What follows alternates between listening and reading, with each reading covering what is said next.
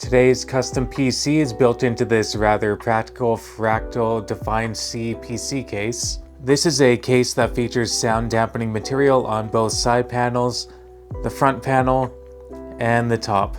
This design does not inhibit airflow, rather there's ample ventilation for the front air intake fans. And for the hardware that I have installed, I found that it cooled it very appropriately. Speaking of the hardware, packed onto this ASUS Prime A320M-K motherboard, there's a Ryzen 5 3600 CPU with 6 cores and 12 threads, 16GB of TeamGroup T-Create DDR4 3200MHz RAM, and this is a PowerColor Fighter Radeon RX 6600 graphics card with 8GB of GDDR6 memory.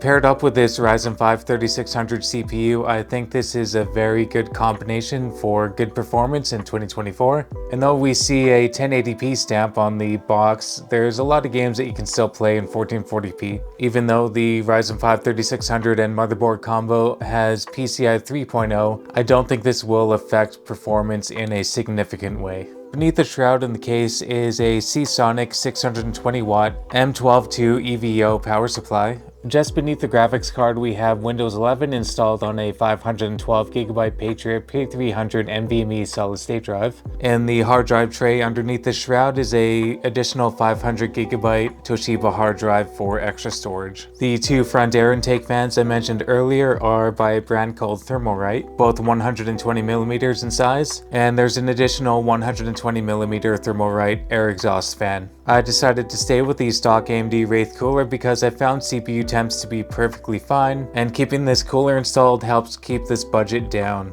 We're all about affordability here at Haste Computer Repair. The top I/O of this case features 2x USB 3.0 microphone and headphone input, the power button and reset button. The rear I/O of the motherboard features mouse and keyboard PS2 ports, a VGA port, and HDMI port that can't be utilized with the 3600, but a different CPU with integrated graphics could be installed. There's 4x USB 3.0, 2x USB 2.0, RJ45 Ethernet port, audio in and out, and the RX 6600 features 3x DisplayPort 1.4 and 1x HDMI 2.1. I was able to keep this combination of new and used hardware to a budget of around $670 Canadian.